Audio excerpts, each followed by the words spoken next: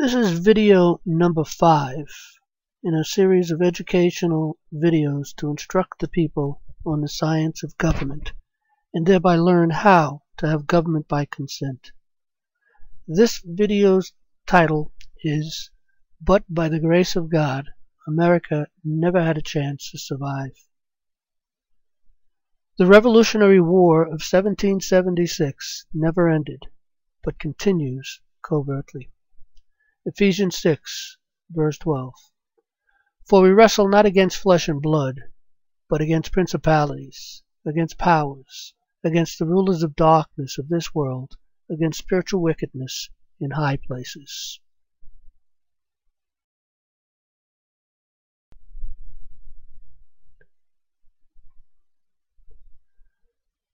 The two-sided seal of the United States of America.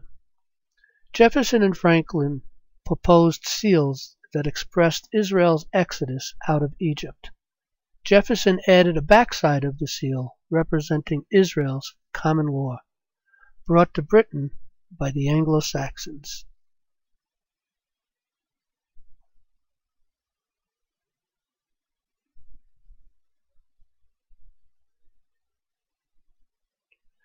William Barton, a Pennsylvania lawyer, scholar, and the designer with Charles Thompson of what became the Great Seal of the United States, identifying the United States with Egypt and the Roman Empire, which brings the United States under the New World Order. This is natural law versus Babylonian law, the law of man.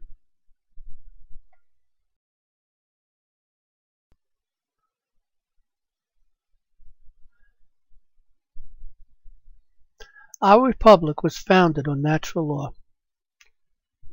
1776, Declaration of Independence. We hold these truths to be self-evident, that all men are created equal, that they are endowed by their Creator with certain unalienable rights, that among these are life, liberty, and the pursuit of happiness, that to secure these rights, governments are instituted among men, deriving their just powers from the consent of the governed, that whenever any form of government becomes destructive of these ends, it is the right of the people to alter or to abolish it and to institute new servants. 1787 U.S. Constitution Preamble. We, the people of the United States, in order to form a more perfect union, establish justice, ensure domestic tranquility, provide for the common defense, promote the general welfare, and secure the blessings of liberty to ourselves and our posterity, do ordain and establish this Constitution for the United States of America. 1791 Bill of Rights. The convention of the number of the states having at the time of their adoption the Constitution expressed a desire, in order to prevent misconstruction or abuse of its powers, that further declaratory and restrictive clauses should be added, and as extending the ground of public confidence in the government will best ensure the beneficent ends of its institution. Amendment 10. The powers not delegated to the United States by the Constitution nor forbidden by it to the states are reserved to the states respectively or to the people.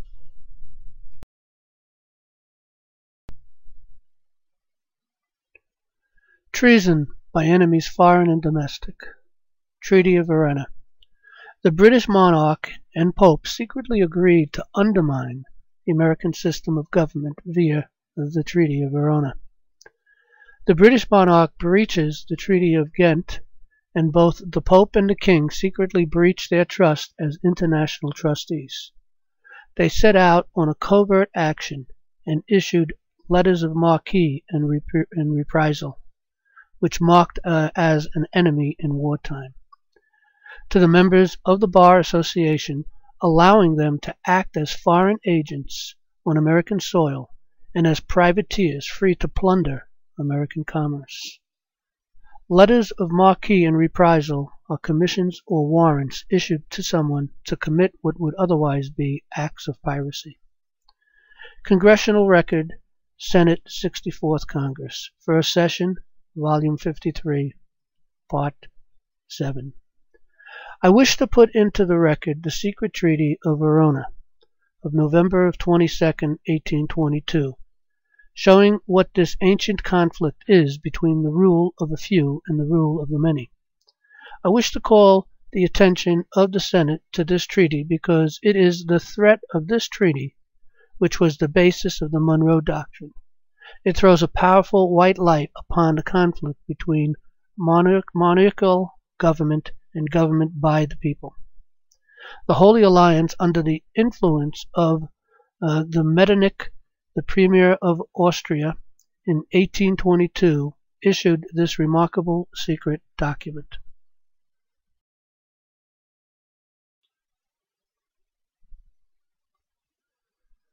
Response to the Treaty of Verona, 1819, Amendment 13. Because the British bar lawyers operating in our courts and Congress were working to undermine our common law, our founding fathers introduced and passed the 13th Amendment, which states, "If any citizen of the United States shall accept, claim, receive, or retain any title of nobility or honor from any emperor, king, prince, or foreign power, such person shall cease to be a citizen of the United States and shall be incapable of holding any office of trust or profit under them." It is the title of honor that we really want to take a look at, because this is what an esquire is, and these bar attorneys were esquires. In 1823, the Monroe Doctrine. In response to the Treaty of Verona, Monroe followed Adams' advice and laid out an independent course for the United States, declaring 4 major points in his December 2nd, 1823 address to Congress. He made 4 basic statements. 1. The United States would not get involved in European affairs. 2. The United States would not interfere with existing European colonies in the Western Hemisphere. 3. No other nation could form a new colony in the Western Hemisphere. And 4. If a European nation tried to control or interfere with a nation in the Western Hemisphere, the United States would view it as a hostile act against this nation. In his Monroe Doctrine, he said that the peoples of the West are henceforth not to be considered as subjects for future colonization by any European powers.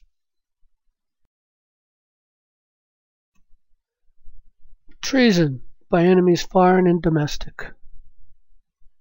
1835. President Jackson's attempted assassination on January 30th, 1835. He was a staunch opponent of central banking, particularly the Second Bank of the United States, and central banking has long been the Illuminati's stronghold. 1841. President William Henry Harrison obstructed the Illuminati and was assassinated via arsenic poisoning. 1850. President Zachary Taylor obstructed the Illuminati and was assassinated through arsenic poisoning. 1857. President James Buchanan obstructed the Illuminati and survived attempted assassination by poison. 1865. President Lincoln financed the war with greenbacks, refusing loans from bankers, and was assassinated.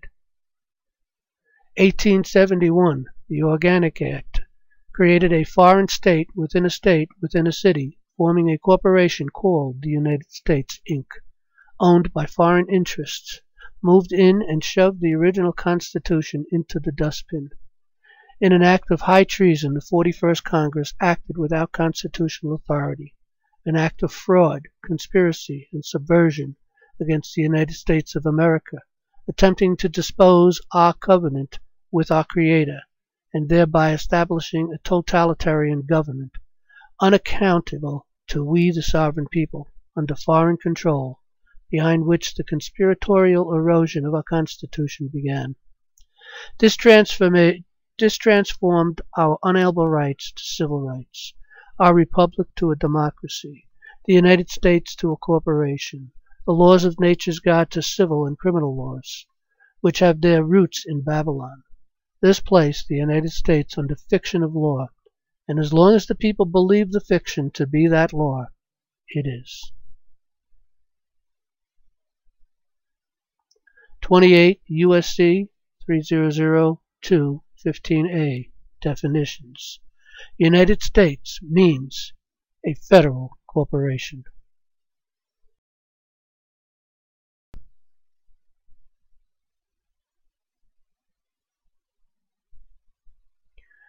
(1876).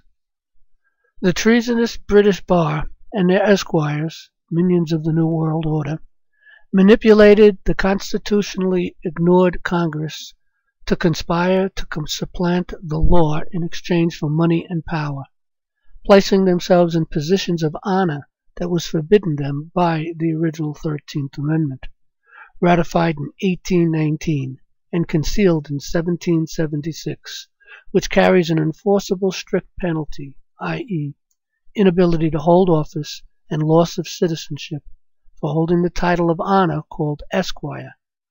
The original 13th Amendment stated, "If any citizen of the United States shall accept, claim, receive, or retain any title of nobility or honor from any emperor, king, prince, or foreign power, such person shall cease to be a citizen of the United States and shall be incapable of holding any office of trust or profit under them." 1878. 75 lawyers established the American Bar Association. ABA was founded on August 21, 1878. In an act of high treason, 100 bar lawyers from 21 states and the District of Columbia met in Saratoga Springs, New York, to establish the American Bar Association, the minions of the New World Order of the ages. Since that first meeting, the ABA has worked in the shadows, infiltrating our government, our courts, our churches, our institutions, and our media, demoralizing our children, all in an effort to expunge our common law and replace it with civil law, also known as Babylonian law, or Justinian law, or Roman law.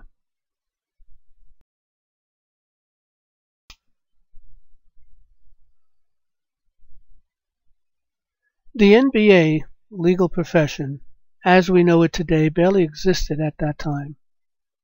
Today, ABA is one of the world's largest professional organizations, with nearly 400,000 members and more than 3,500 entities. Today, the ABA holds a monopoly over the minds of the federal and state judiciaries and attorneys that practice law in our courts. Law schools are nationally accredited by the American Bar Association, and graduates of these schools may generally sit for the bar exam in any state. There are 204 ABA-accredited law schools. There are 31 law schools that have not been approved by the American Bar Association.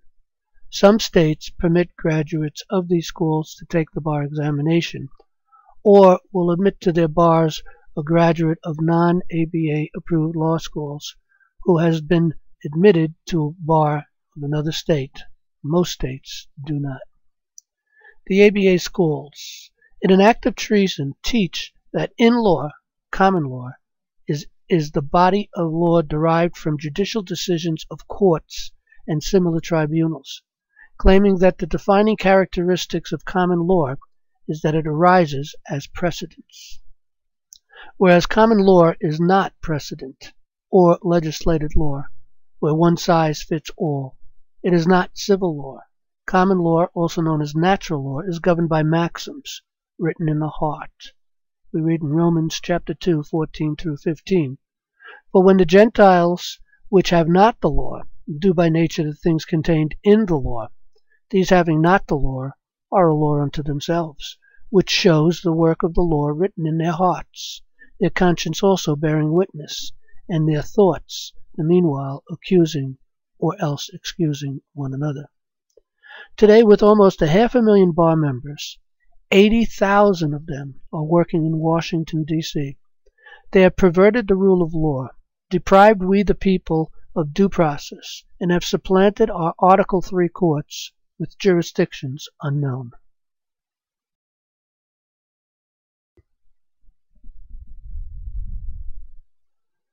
(1881) President James Garfield assassinated. 1901. The Skull and Bones became firmly entrenched and controlled the U.S. Republic. They are nothing more than a political assassination hit team against those United States politicians who do not fall in line with the House of Rothschild's plan for a blood elitist domination and control over the world's economy. 1901. President William McKinley, Jr. assassinated. President Theodore Roosevelt is quoted with saying, "Behind the ostensible government sits enthroned an invisible government, owing no allegiance and acknowledging no responsibility to the people. To destroy this invisible government, to befoul the unholy alliance between corrupt business and corrupt politics, is the first task of the statesmanship of the day." In 1910, conspiracy at Jekyll Island. In November 1910, in an act of high treason, 6 men, Nelson Altrich, Abraham Andrew, Henry Davidson, Arthur Shelton, Frank Vanderlip, and Paul Warburg, met at the Jekyll Island Club off the coast of Georgia to write a plan to reform the nation's banking system. The meeting and its purpose were closely guarded secrets, and participants did not admit that the meeting occurred until the 1930s. But the plan written on Jekyll Island laid a foundation for what would eventually be the Federal Reserve System.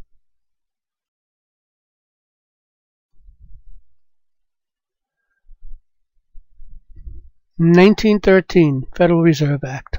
The unconstitutional Federal Reserve Banking Act gave control of America's economy to a private corporation owned by foreign bankers who answered to no one and regulated the value of worthless notes of debt called the dollar, robbed we the people of our gold, and bankrupt America.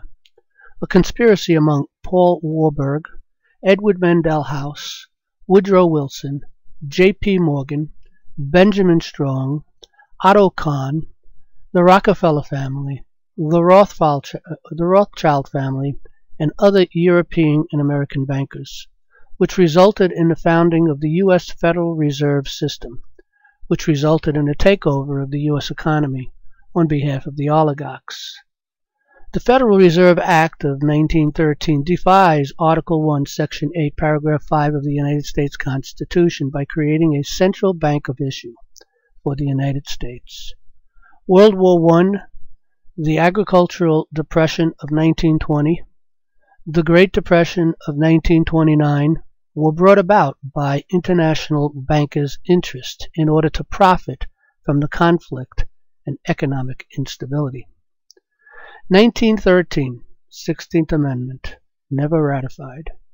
The 16th Amendment, which only appears to create an income tax and an act of extortion and a sponsor of debtor's prison via a slave tax, in direct violation of the Constitution. Article 1, Section 9, Clause 5. No captation or other direct tax shall be laid, unless in proportion to the census or enumeration herein before directed to be taken. 1913, 17th Amendment. The 17th Amendment destroyed the checks and balances of power in violation of the Constitution, Article 5, which states, "No state without its consent shall be deprived of its equal suffrage in the Senate." The 17th Amendment removed the state's representation in Washington, giving the Senate to the people who already had representation in Congress thereby, depriving states of its equal suffrage.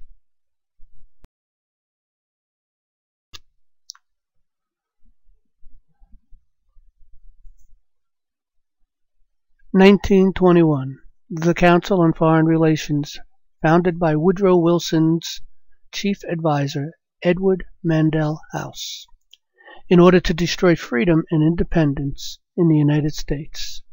The CFR is the American branch of a society which originated in England.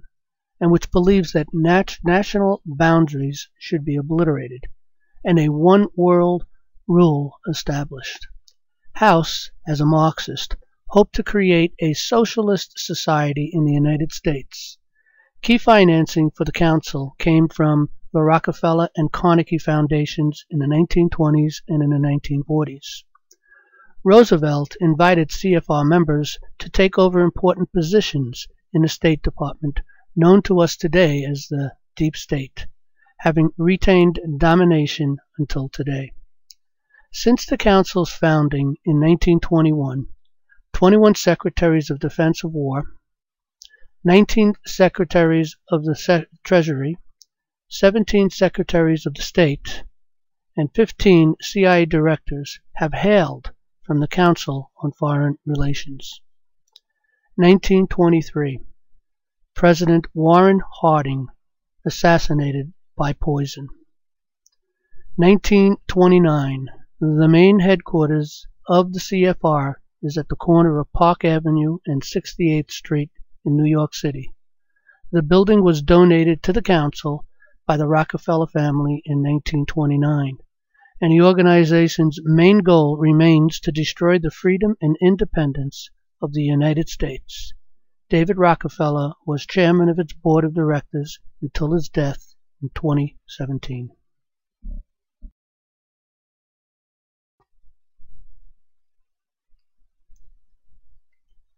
In 1922, Barr attempts to abolish grand juries. In March 1922, in an act of high treason, the New York County Association of the Criminal Bar announced that it planned a vigorous statewide campaign to abolish the grand jury institution. Former District Attorney Robert Elder called upon public prosecutors to take the initiative in replacing what he called the inefficiency, ignorance, and traditional bias of grand jurors, and Judge Thomas Crane of New York supported the movement. Testifying before the Committee of Law Enforcement of the American Bar Association, he observed that a judge or some other man learned in statutes should participate in grand jury hearings. In Minnesota, Attorney Paul J. Thompson urged his state to adopt the Wisconsin system of prosecution upon the order of a district attorney. In 1922, Judge Roscoe Pound and Felix Frankfurter conducted a survey of criminal justice in Cleveland and added the weight of expert testimony to those who sought to eliminate the use of grand juries. Pound and Frankfurter reported that juries were inefficient and unnecessary, since trial courts were quite capable of protecting Americans against executive tyranny. 1933. Retired Marine Corps Major General Smedley Butler asserted that wealthy businessmen were plotting to create a fascist veterans organization with Butler as its leader and use it in a coup d'etat to overthrow President Franklin D. Roosevelt.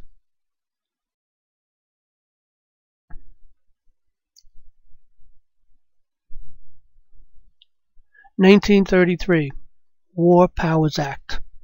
The War Powers Act, also referred to us as the War Powers Resolution or the War Powers Resolution of 1973, is a federal law that governs the President's power to bring the U.S. into an armed conflict without first obtaining authorization from Congress as required under Article 1, Section 8, Clause 11 of our Constitution. 1933. Emergency Banking Act. The United States federal government has been dissolved by the Emergency Banking Act on March 9, 1933. 1933. Gold confiscation. United States gold confiscation, labeled Executive Order 6102, President Franklin Roosevelt signed on a law on April 5, 1933, forbidding and the hoarding of gold coins, gold bullion, and gold certificates within the continental United States. 1933. Federal Reserve. an astounding exposure. Congressman McFadden on the Federal Reserve Corporation remarks in Congress 1934. On May 23, 1933, Congressman Lewis T. McFadden brought formal charges against the Board of Governors of the Federal Reserve System, the Comptroller of the Currency, and the Secretary of the United States Treasury for numerous criminal acts, including but not limited to conspiracy, fraud, unlawful conversion, and treason.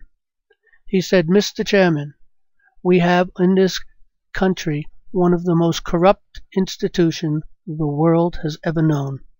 I refer to the Federal Reserve Board and the Federal Reserve Banks, hereinafter called the Fed. The United States has been ransacked and pillaged. Our structures have been gutted, and only the walls are left standing." The petition for articles of impeachment was thereafter referred to the Judiciary Committee and has yet to be acted upon.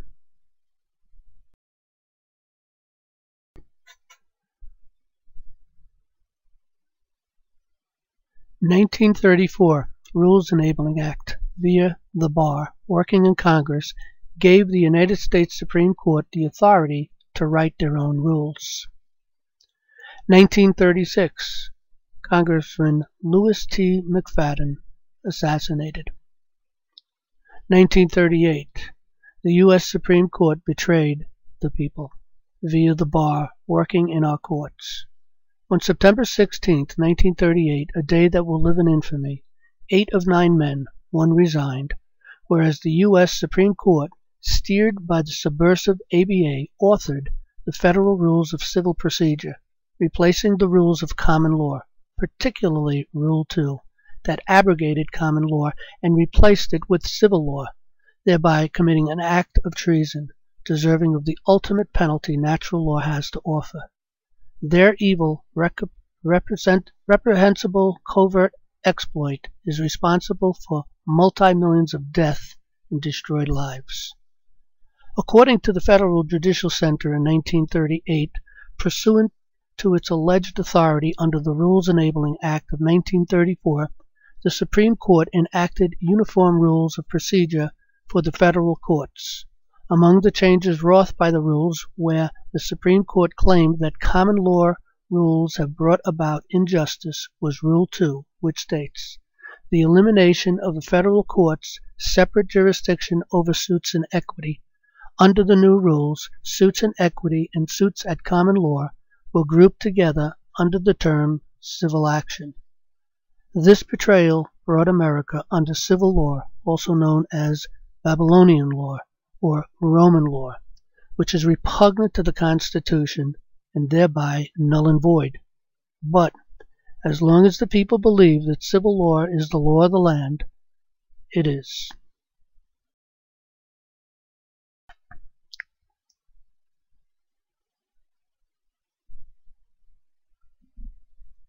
(1941) President Roosevelt played a critical role in the staging and propaganda of World War II, which brought tremendous wealth and power to the cabal. 1944 Bretton Woods Agreement. The United States surrendered to centralized banking system. The prevailing economic system of the world is based on the Bretton Woods Agreement, which was established after the Second World War. While all the countries thought that the economics of the world would boost and the people would have more money in their hands, little did they know that it was just a plan to destroy the currencies of the world, to make the dollar the currency anchor of the world. 1945 Truman became president and was one of the most active and enthusiastic Masonic presidents. He was a member of the Illuminati groups, the Skull and Bones, and the Council on Foreign Relations. Former CFR member Rear Admiral Chester Ward said, "The most powerful clique in these elitist groups have one objective in common. They want to bring about the surrender of the sovereignty of the national independence of the United States." A second clique of international members in the CFR comprises the Wall Street international bankers and their key agents. Primarily, they want the world banking monopoly, from whatever power ends up in the control of global government. Dan Smoot, a former member of the FBI, said, "The ultimate aim of the CFR is to create a one-world socialist system and to make the U.S. an official part of it." 1947, CIA and NSA, the creation of the National Police State Surveillance Grid.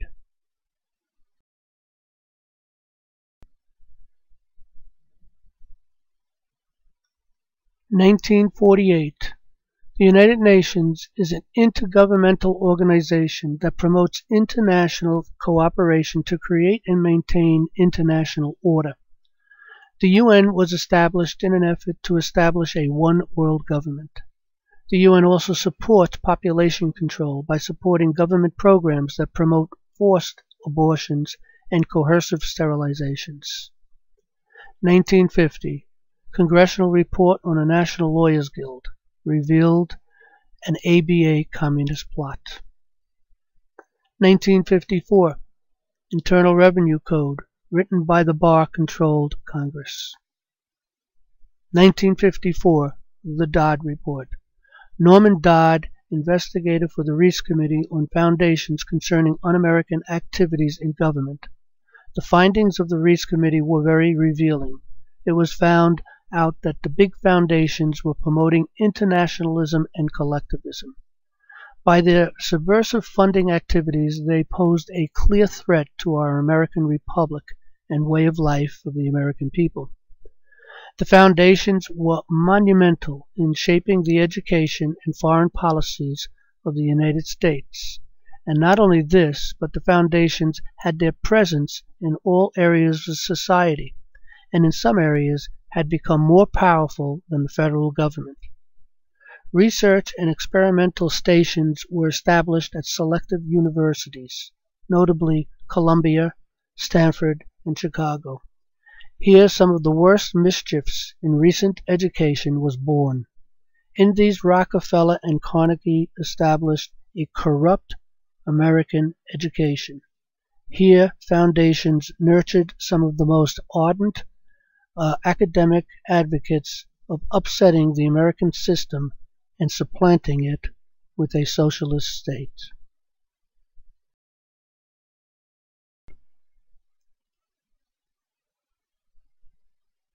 (1961) President Dwight Eisenhower gave the nation a dire warning about what he described as a threat to our Republican government. He called it the military-industrial complex, a formidable union of defense contractors and the armed forces. 1963. President Kennedy assassinated. Just weeks before, he said, "A revolution is coming, a revolution which will be peaceful if we are wise enough, compassionate if we care enough, successful if we are fortunate enough, but a revolution which is coming, whether we will it or not. We can affect its character. We cannot alter its inevitability." 1963. President Johnson played a critical role in the assassination of John F. Kennedy, working with the Mafia and CIA to have the rebellious Kennedy taken out in an Illuminati ritual sacrifice. 1968. Robert Kennedy assassinated. Following dual victories in the California and South Dakota primary elections for the Democratic nomination for President of the United States, Senator Kennedy spoke to journalists and campaign workers at a live televised celebration from the stage of his headquarters at the Ambassador Hotel. Shortly after leaving the podium and exiting through a kitchen hallway, he was mortally wounded by multiple shots fired from a handgun. 1968. Martin Luther King was assassinated by a sniper's bullet while standing on the second-floor balcony of his room at the Lorraine Motel in Memphis, Tennessee. King, who was the nation's foremost civil rights leader, had returned to Memphis to lead a non-violent march in support of the city's striking sanitation workers.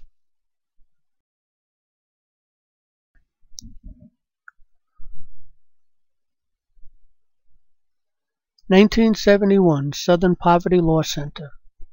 Bar attorneys, in an act of high treason and lies, the center intelligence report proclaiming to be the nation's preeminent periodical monitoring the radical right in the United States, is fueling all government agencies and police departments into believing that anyone that uses specific words like militia, sovereign, oath keepers, constitution, patriots, and even founding fathers, to name just a few, are armed radicals and dangerous cop killers, whose names are put on a terrorist watch list. This agitation often causes police to overreact and excessive force, and on a few occasions respond by SWAT when these words are used at a traffic stop. Much of the overreaction that fuels the police comes from that sprues forth the lies of the Southern Poverty Law Center to unsuspecting law enforcement agencies and departments. The Southern Poverty Law Center is an arm of the bar whose purpose is to excite violence by federal agents and police upon we, the sovereign people, who are trying to make sense of our out-of-control federal judiciary and be free. 1975, President Ford was one of the lucky presidents to survive an assassination due to a misfiring. In fact, he survived 2 assassination attempts in the same month. 1981, only 69 days after President Reagan took office for his first term, there was an attempted assassination by a gunman. Out of 45 U.S. presidents, 85 have been assassinated and 4 were attempted assassinations, for a total of 12. Dr. Dave Janda claims that President Trump has survived close to a dozen assassination attempts while he was in office.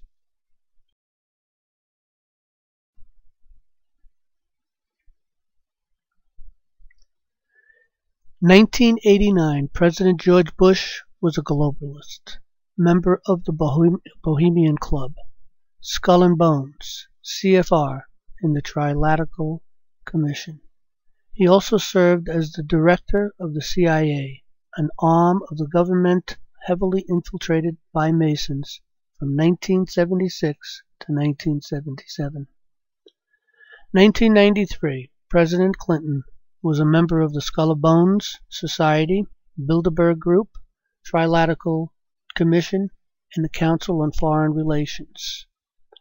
2001, George Bush played a key role in the September 11th false flag attack, the Patriot Act, and the war with Iraq. Bush was a member of the Skull and Bones Society, Bilderberg Group, Trilateral Commission, and the Council on Foreign Relations. 2009, President Obama was handpicked by the Illuminati to bring down the United States through socialism and staged conflicts. During his campaign, Obama selected the ubiquitous Zbigniew Brzezinski, CFR promoter of the regional approach to world government, as one of his top foreign policy advisors. Obama called Brzezinski one of the more outstanding thinkers and somebody he had learned an immense amount from. Presumably, Brzezinski's teachings included the world government he advocates. For decades, presidential candidates have been members of the Illuminati, making it virtually impossible for the country to elect a non-Illuminati leader. The Illuminati have influence not only in politics of the United States, but in popular culture as well. CFR members control NBC, CBS, ABC, CNN, Fox, the New York Times, the Washington Post, and other important newspapers, Times, Newsweek, Fortune, and Business Weekly.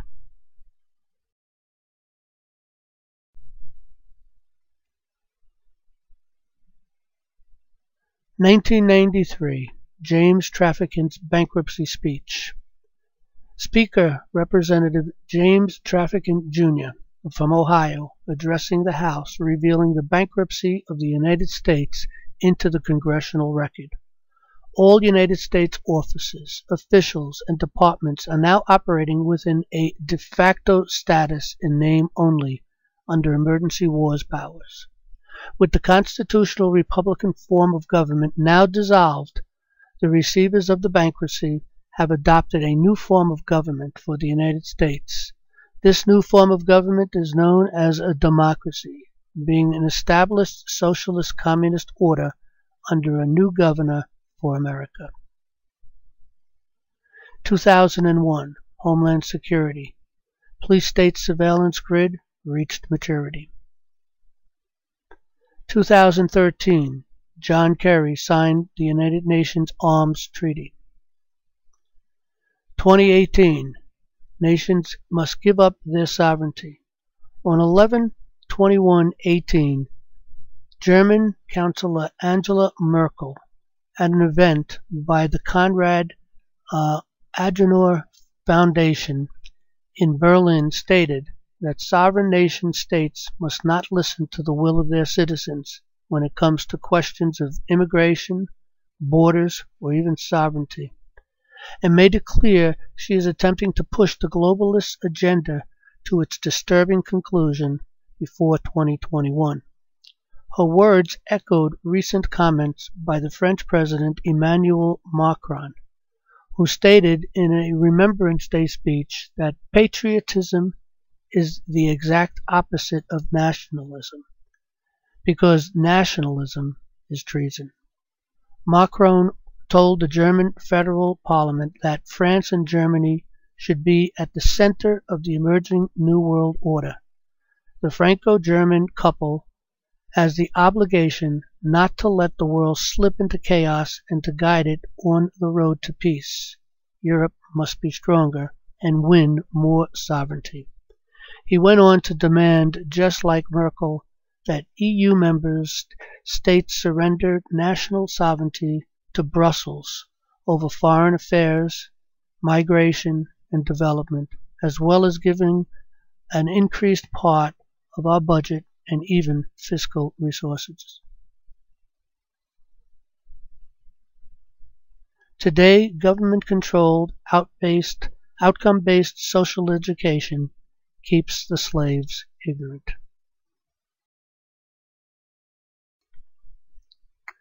The Pied Piper, counteracting the United States common law grand jury. 2014, Anna von Ritz seized control of the sovereign citizen movement. Anna von Ritz's plan to organize 50 state jural assemblies up and running and fully populated with people who have corrected their political status, actual state nationals and state citizens, by correcting the records, misidentifying them as U.S. citizens, by filing a declaration terminating your citizenship, and therefore her followers ignorantly believe that they will no longer be subject to federal statutes. They will become exempt from paying federal income tax. They will no longer worry about federal agents breaking down their doors. They will possess their homes and their lands and spoils as freeholders, not tenants. They won't pay any mortgages or utilities or property taxes. They will have no reason to ever visit their courts. They will be in control of their own lives. They will sleep sound in your beds again, requiring that the people follow the following steps. Step number 1, give up your U.S. citizenship. Step number 2, recharter the federal states. In other words, rewrite a constitution. Step 3, hold a Continental Congress to create a new nation without natural law.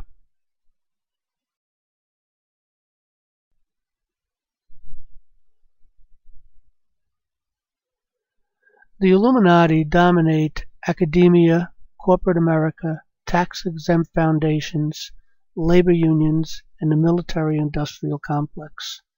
Though CFR members dominate almost all facets of American life, They are not a well-known group because they own the mainstream media, including Fox, an interesting name for a news station. Our government structure that our founding fathers created still survives, and once President Trump drains the swamp, we the people must take control of the two power structures, judicial and political, and replace our servants and resurrect our republic. In order to revive our republic, we must educate the people. An enlightened citizenry is indispensable for the proper functioning of a republic. Self-government is not possible unless the citizens are educated sufficiently to enable them to exercise oversight. It is therefore imperative that the nation see to it that a suitable education be provided for all its citizens. Thomas Jefferson. But by the blessings of God, America survives. We read in 2 Chronicles 7:14, "If my people, which are called by my name, shall humble themselves and pray, and seek my place, and turn from their wicked ways, then will I hear from heaven, and will forgive their sins, and will heal their land."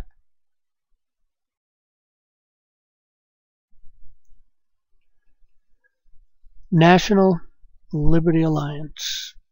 Thomas Jefferson said, "When injustice becomes law, resistance becomes duty."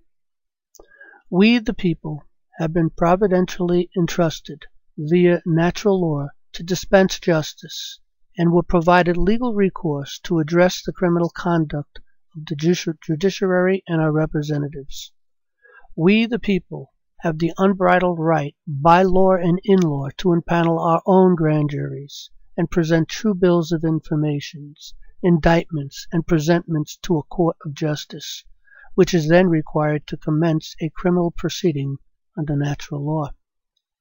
We, the people, ordained and established the Constitution for our government, and whenever any form of government becomes destructive of these ends, it is the right of the people to alter or to abolish it, and to institute new governments. Declaration of Independence. 18 U.S.C. subsection 2. Principles. A. Whoever commits an offense against the United States, or aids, abets, counsels, commands, induces, or procures its commission, is punishable as a principle. B. Whoever willfully causes an act to be done which, if directly performed by him or another, would be an offense against the United States, is punishable as a principle.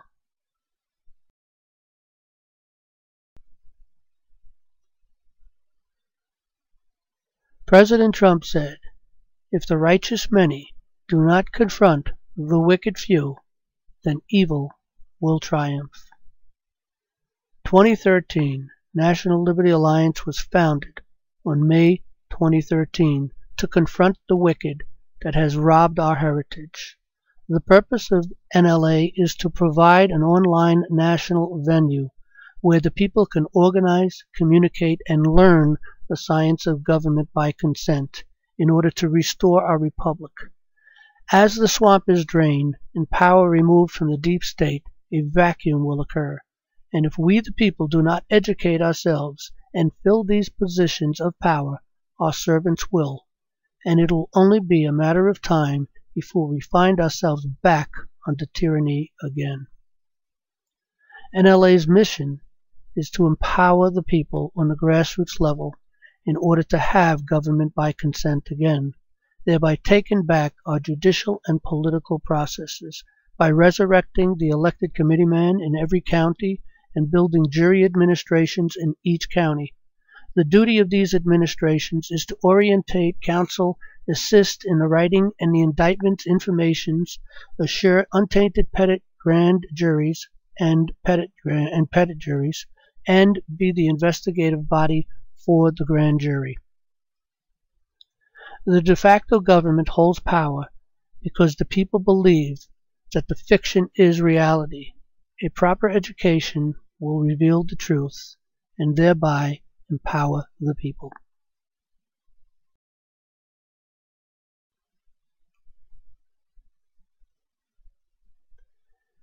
President Trump said, "In America, the people govern, the people rule, and the people are sovereign. I was elected not to take power, but to give power to the American people where it belongs." The problem is that the people don't know how to take and implement that power. Thomas Jefferson said, "I know no safe depository of the ultimate powers of society but the people themselves, and if we think them not enlightened enough to exercise their control with a wholesome discretion, the remedy is not to take it from them, but to inform their discretion by education. This is the true corrective of abuses of constitutional powers." If a nation expects to be ignorant and free in a state of civilization, it expects what never was and never will be. An enlightened citizenry is indispensable for the proper functioning of a republic. Self-government is not possible unless the citizens are educated sufficiently to enable them to exercise oversight. It is therefore imperative that the nation see to it that a suitable education be provided for all its citizens. Educate and inform the whole mass of the people. They are the only sure reliance for the preservation of our liberty. Join us at National Liberty Alliance to save our republic.